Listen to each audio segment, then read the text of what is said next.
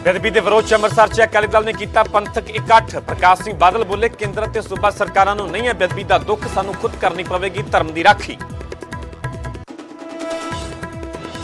भारत भूषण आशू तो बाद रंधावा दा सिद्धू ते जोरदार हमला। पीपीसीसी प्रधान नूं दस्सिया ओवर अंबीशियस। बोले जदों तों मैनूं मिली होम मिनिस्ट्री, नाराज ने सिद्धू, जे कहण तां पंजाब खातर कदमां दे विच रख देवांगा मंत्राला। मजीठिया दीआं वायरल तस्वीरां ते गृह मंत्री रंधावा दा दावा, पुराणियां ने तस्वीरां, बोले किस चीज तो डर के पुलिस तो भज रहे ने मजीठिया। नशा वेचण वालियां ते कानून दे तहत कर रहे हैं कार्रवाई। मजीठिया नूं लैके आम आदमी पार्टी का मुख्यमंत्री ते वड्डा इल्जाम। जाणबुझ के मजीठिया नूं बचा रही है सरकार। बेल रिजैक्ट होने तो बाद भी नहीं किया जा रहा गिरफ्तार। नवजोत सिद्धू का अकाली दल ते बीजेपी ते वड्डा इल्जाम। बोले दोवां दे विचाले अंदर खाते या गठजोड़, अकाली दल नूं पाई वोट बीजेपी नूं ही जावेगी।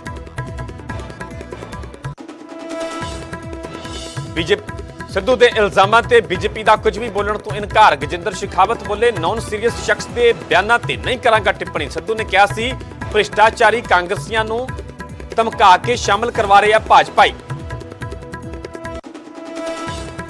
सोनू सूद और मालविका अजे भी पत्ते खोलने को तैयार नहीं। क्या कई पार्टियों के नाल चल रही है गलबात, सोच विचार के चुकांगे अगला कदम। मालविका ने विधानसभा चोण लड़न का किया होया ऐलान। गुरबाणी संगीत के बाबा बोड़ मने जाते प्रोफैसर करतार सिंह का देहांत। डीएमसी हस्पताल के विच लई आखिरी साह। भारत सरकार ने इसे साल पद्म श्री पुरस्कार के नाल कीता सी सन्मानित।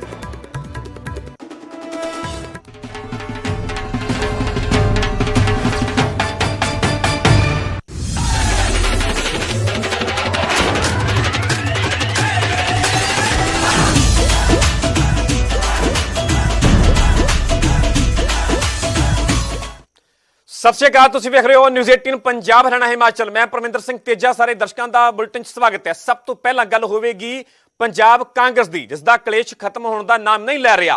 हुण सुखजिंदर रंधावा के वलों नवजोत सिंह सिद्धू ते जोरदार हमला बोलिया गया। रंधावा का कहना है कि जदों तो मैनूं गृह मंत्राला मिलिया, सिद्धू नाराज ने। मेरे तो जदों चाहे गृह मंत्राला वापस लै लैण, हाईकमान जदों कहेगी हलीमी दे नाल मंत्राला वापस करांगा। पंजाब खातर कदमां दे विच रख देवांगा मंत्राला। रंधावा का यह वड्डा बयान सामने आया। पंजाब की कीमत ते सिद्धू दे लई सियासत छड्डण नूं भी तैयार है, इत्थों तक भी रंधावा ने कह दिता है। रंधावा का कहना है कि विधायक तय करनगे कि लाड़ा कौन होवेगा। दरअसल इस तो पहला न्यूज़ 18 पंजाब ते सिद्धू वालों बयान दिता गया सीगा कि चोणां तो पहला सीएम फेस का ऐलान होना चाहिए, जिस ते कि रंधावा दे वालों पलटवार किया गया। रंधावा ने कहा कि कांग्रेस का कल्चर समझण सिद्धू। कांग्रेस दे विच उम्मीदवार ऐलानण की एक प्रक्रिया। कांग्रेस ने स्टेज तो खड़े होकर कदे भी उम्मीदवार नहीं ऐलाने। ओवर अंबीशियस नहीं होना चाहिए। ओवर अंबीशियस दस रहे ने रंधावा नवजोत सिद्धू नूं। उत्थे रंधावा ने कहा कि मजीठिया ते बयानबाजी तो गुरेज करन सिद्धू। मैं सिद्धू साहब जिहड़े ने बहुत वड्डे बंदे ने और वो कुछ भी कर सकते हैं। उन्होंने बारे मैं बहुत कमेंट नहीं करना चाहता। और वो मैं कहना उन्होंने तो इंस्पैक्टर का बहुत किया, तो वो तो मेरे ख्याल कांस्टेबल भी जे उन्होंने कहने तो वो भी अरेस्ट कर सकता। इनू ਜਿਹੜੀਆਂ ਇਹ ਚੀਜ਼ਾਂ ਨੇ, ਇਹਨਾਂ ਚੀਜ਼ਾਂ ਨੂੰ ਕੋਰਟਾਂ ਦੇ ਵਿੱਚ ਕੇਸ ਲੱਗਿਆ। ਸਾਨੂੰ ਆਪਣੀ ਜ਼ੁਬਾਨ ਬੰਦ ਕਰਕੇ ਇਹੋ ਜਿਹਾ ਕਿਤੇ ਦੇਣਾ ਚਾਹੀਦਾ ਪ੍ਰਭਾਵ ਕਿ ਅਸੀਂ ਇਹਨੂੰ ਵੈਂਡੇਟਾ ਕਰ ਰਹੇ ਹਾਂ। उधर पंजाब कांग्रेस के प्रधान नवजोत सिद्धू मंग कर रहे हैं कि मजीठिया ते कार्रवाई होवे, सिर्फ FIR नहीं चलेगी। ਅੱਜ ਵੀ ਕੱਲੀ FIR ਹੀ ਹੋਈ ਹੈ। ਇਹ ਇਨਸਾਫ ਹੋਣੇ ਚਾਹੀਦੇ ਸੀ। ਇਹ ਐਸੇ ਇਨਸਾਫ ਹੋਣੇ ਚਾਹੀਦੇ ਸੀ, ਐਸੀਆਂ ਸਜ਼ਾਵਾਂ ਮਿਲਣੀਆਂ ਚਾਹੀਦੀਆਂ ਸੀ ਕਿ ਬੇਅਦਬੀ ਕਰਨੀ ਤਾਂ ਦੂਰ, ਚਿੱਟਾ ਵੇਚਣਾ ਤਾਂ ਦੂਰ, ਸੋਚਣਾ ਵੀ ਕਿਸੇ ਲਈ ਪਾਪ ਹੋ ਜੇ।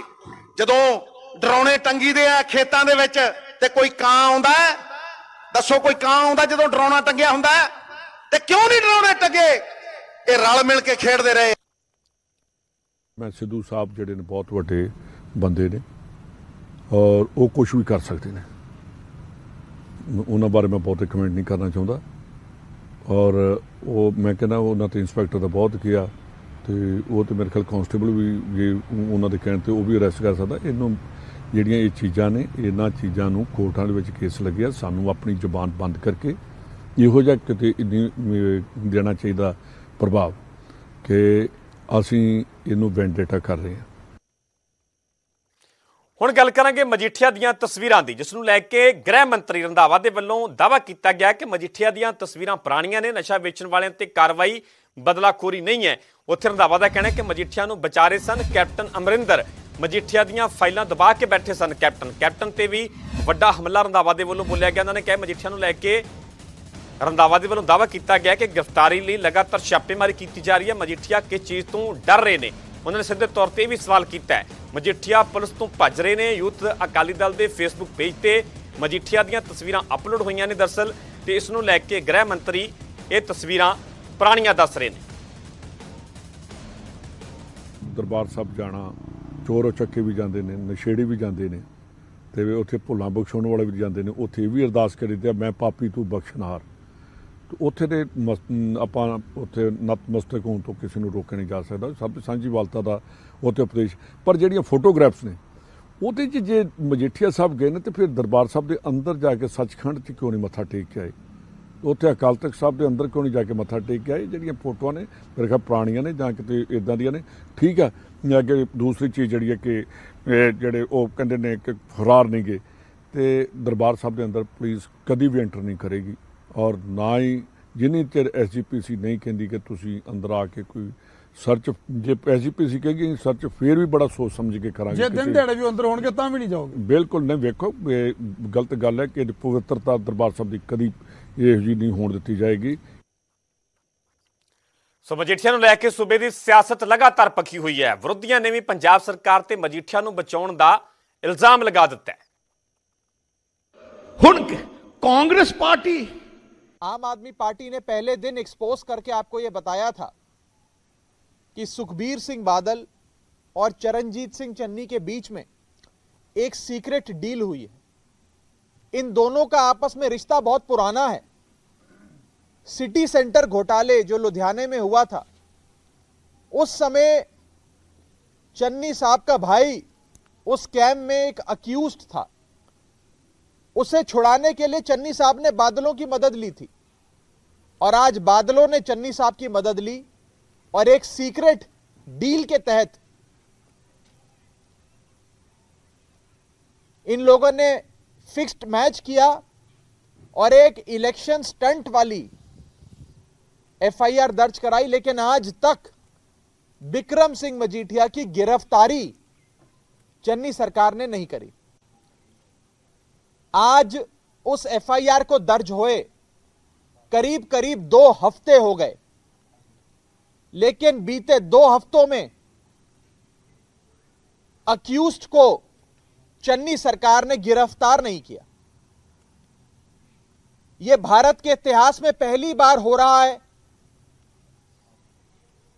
कि एक अक्यूज्ड अपनी अंतरिम जमानत, अग्रिम जमानत यानी कि एंटीसिपेटरी बेल की एप्लीकेशन एक लोअर कोर्ट में लगाता है। न्यायपालिका यानी कि कोर्ट उस एंटीसिपेटरी बेल को रिजेक्ट कर देती है, कह देती है कि आपको हम बेल नहीं देंगे, ये एंटीसिपेटरी बेल आपको नहीं मिलनी चाहिए। उसके बावजूद भी सूबे की पुलिस, स्टेट पुलिस अभी तक अक्यूज्ड को गिरफ्तार नहीं कर। सिद्धू साहब बयान दे रहे हैं कि अगर मैं गृह मंत्री होता तो 3 दिन में पकड़ लेता। गृह मंत्री कह रहे हैं कि मैं जो है हम अपना पूरा प्रयास कर रहे हैं। ये जवाबदेही वर्तमान राज्य की सरकार की है। राज्य की सरकार का फेल्योर है अगर कि इस तरह की कोई जो है उनका वीडियो आता है या उनका फोटोग्राफ आता है और उसके बाद में पुलिस कोई कार्रवाई नहीं कर सकती। मुझे लगता है कि ये कहीं WWF की जो हैंड्स एंड ग्लव्स को लेकर के नूरा कुश्ती तो नहीं हो रही है। नशे को लेकर के, भ्रष्टाचार को लेकर के, राष्ट्र विरोधी ताकतों का सामना करने को लेकर के भाजपा की नीति आज से नहीं, भारतीय जनता पार्टी की स्थापना के समय से और उससे भी पहले जनसंघ की स्थापना के समय से स्पष्ट है। भ्रष्टाचार के प्रति 0 टॉलरेंस की नीति है, नशे के प्रति 0 टॉलरेंस की नीति है, माफिया राज के प्रति 0 टॉलरेंस की नीति है और इन सब से आगे बढ़कर के देश विरोधी ताकतों को बर्दाश्त नहीं करेंगे, इसके प्रति भी 0 टॉलरेंस की नीति है। भारतीय जनता पार्टी की नीति स्पष्ट है। पंजाब को नशे से मुक्त कराने के लिए, पंजाब को माफिया से मुक्त कराने के लिए, पंजाब को लैंड माफिया से, रेता माफिया से, शराब माफिया से मुक्त कराने के लिए और दूसरी तरफ पंजाब को रोजगार युक्त बनाने के लिए, पंजाब को समृद्ध बनाने के लिए, पंजाब के को एग्रो इंडस्ट्री का हब बनाने के लिए हम भारतीय जनता पार्टी चुनाव के मैदान में है और हम इसी संकल्प को लेकर के जनता के बीच में जा रहे हैं। सिद्धू साहब की और चन्नी साहब के बीच में जिस तरह का डिफरेंस ऑफ ओपिनियन है और जग जाहिर है कि सरकार का मुखिया और सरकार चलाने वाली पार्टी का मुखिया के बीच में सिर्फ उठव्वल है। मुझे लगता है कि उसको घबरा करके राहुल गांधी जी विदेश चले गए। और दूसरा, हालांकि उनका विदेश जाना ये कोई चर्चा का विषय भी अब देश में नहीं बनता, लेकिन ये उस पॉलिटिकल पार्टी का सीरियसनेस और कमिटमेंट इन दोनों को दिखाता है कि वो कितने सीरियस अपने विषय को लेकर के हैं। कि पंजाब जहां चुनाव होने वाला है, उत्तर प्रदेश जहां देश की राजनीति का फैसला होने वाला है, उसको छोड़ करके पार्टी का सबसे बड़ा नेता अगर छुट्टी मनाने के लिए गया है, एक तरफ वो है और दूसरी तरफ देश का प्रधानमंत्री नरेंद्र मोदी है, जिन्होंने 21 साल के सार्वजनिक जीवन में एक भी दिन की छुट्टी नहीं ली है, पूर्ण रूप से समर्पित होकर देश और प्रदेश की जनता के लिए काम करते हैं। अब चुनाव पंजाब के लोगों को करना है कि वो ऐसे नॉन सीरियस लोगों के साथ में जाना चाहते हैं या कमिटेड होकर के देश को आगे बढ़ाने के लिए अपना जीवन और अपना प्रतिक्षण समर्पित होने वाले लोगों के बीच में जाना है। ਉਧਰ ਬੇਅਦਬੀ ਮਾਮਲੇ ਨੂੰ ਲੈ ਕੇ ਅੰਮ੍ਰਿਤਸਰ ਦੇ ਵਿੱਚ ਗੁਰਦੁਆਰਾ ਮੰਜੀ ਸਾਹਿਬ ਦੀਵਾਨ ਹਾਲ ਦੇ ਵਿੱਚ ਪੰਥਕ ਇਕੱਠ ਕਰਕੇ ਅਕਾਲੀ ਦਲ ਨੇ ਕੇਂਦਰ ਤੇ ਸੂਬਾ ਸਰਕਾਰ ਨੂੰ ਘੇਰਿਆ। ਹੁਣ ਕਾਂਗਰਸ ਪਾਰਟੀ ਗੱਲ ਕਰਦੀ ਹੈ ਬੇਅਦਬੀਆਂ ਦੀ, ਕਾਂਗਰਸ ਕਾਦੀ। ਹੁਣ ਤੁਸੀਂ ਆਹ ਦੇਖ ਲਓ, 13 ਸਤੰਬਰ ਨੂੰ ਆਨੰਦਪੁਰ ਸਾਹਿਬ ਬੇਅਦਬੀ ਹੁੰਦੀ ਹੈ। ਪਿਛਲੇ ਸਾਲ ਪੁਲਿਸ ਨੂੰ ਦੋਸ਼ੀ ਫੜਾਏ ਜਾਂਦੇ ਆ, ਦੋਸ਼ੀਆਂ ਤੋਂ ਕੋਈ ਪੁੱਛਗਿੱਛ ਨਹੀਂ ਕੀਤੀ ਜਾਂਦੀ, ਸਿੱਧਾ ਜੇਲ੍ਹ ਭੇਜ ਦਿੱਤੇ ਜਾਂਦੇ ਆ। ਅੱਜ ਕਿੰਨੇ ਮਹੀਨੇ ਹੋ ਗਏ, ਕੋਈ ਨਹੀਂ ਦੱਸਿਆ ਇਹਨਾਂ ਨੇ ਕੀ ਹੋਇਆ।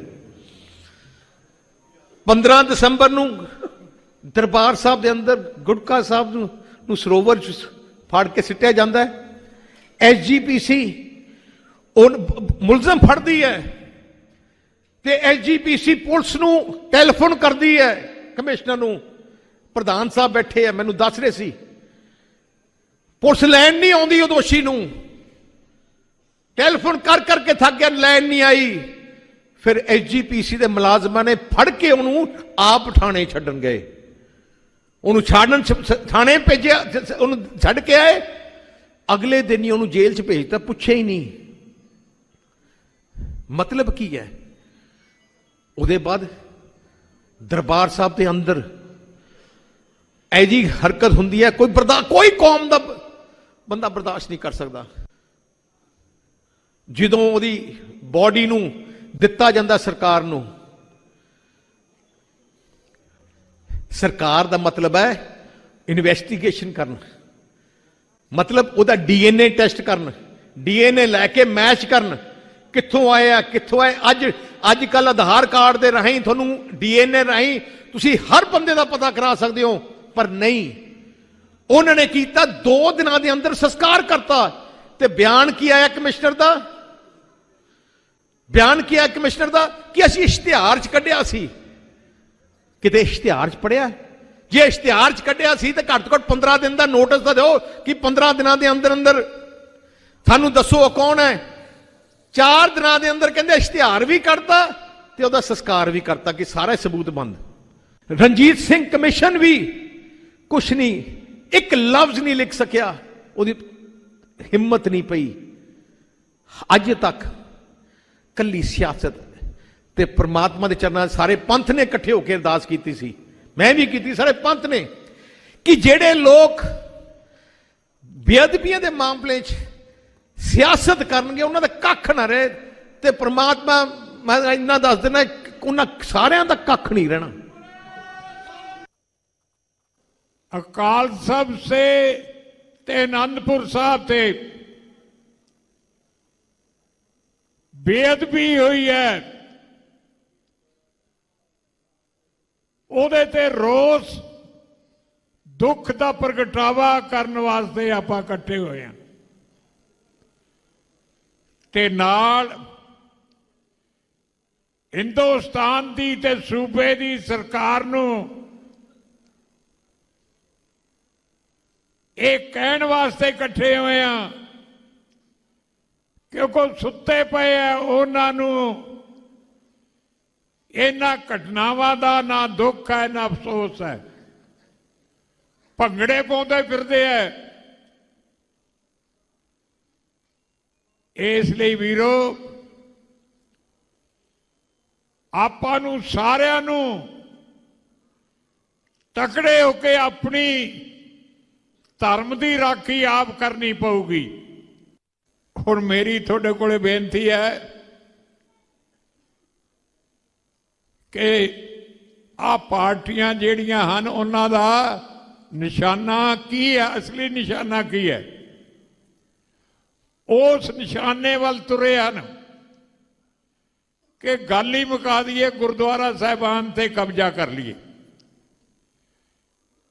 ਇੱਕ ਸੋਚਣ ਦੀ ਗੱਲ ਹੈ, ਹੁਣ ਤਾਂ ਨਹੀਂ ਤੁਸੀਂ ਦੇਣਾ, ਪਰ ਜੇ ਕੇਸਰੀਵਾਲ ਦਾ ਪਾਰਟੀ ਦਾ ਕਬਜ਼ਾ ਹੋ ਜਾਏ, ਕਾਂਗਰਸ ਦਾ ਕਬਜ਼ਾ ਹੋ ਜਾਏ, ਕੀ ਆਪਣਾ ਧਰਮ ਬਚੂਗਾ? ਸਵਾਲ ਹੀ ਨਹੀਂ ਪੈਦਾ ਹੁੰਦਾ। ਇਸ ਪਾਸੇ ਤੁਰੇ ਹੈ ਔਰ ਇਹ ਅਸੈਂਬਲੀ 'ਚ ਵੀ ਇੱਕ ਦੂਜੇ ਨਾਲ ਇਸ਼ਾਰਾ ਕਰਦੇ ਸਨ ਕਿ ਆਪਾਂ ਹੁਣ ਗੁਰਦੁਆਰਾ ਸਾਹਿਬਾਨ ਦਾ ਕਬਜ਼ਾ ਕਰਨਾ ਹੈ। ਬੜੇ ਗੰਭੀਰ ਹਾਲਾਤ ਵਿੱਚ ਤੁਸੀਂ ਗੁਜ਼ਰ ਰਹੇ ਹੋ। ਫਿਲਹਾਲ ਇੱਥੇ ਰੁਕਣੇ, ਛੋਟੀ ਜੀ ਬ੍ਰੇਕ ਲਈ, ਜਲਦ ਹਾਜ਼ਰ ਹੋਣੇ ਇਸ ਬ੍ਰੇਕ ਤੋਂ ਬਾਅਦ।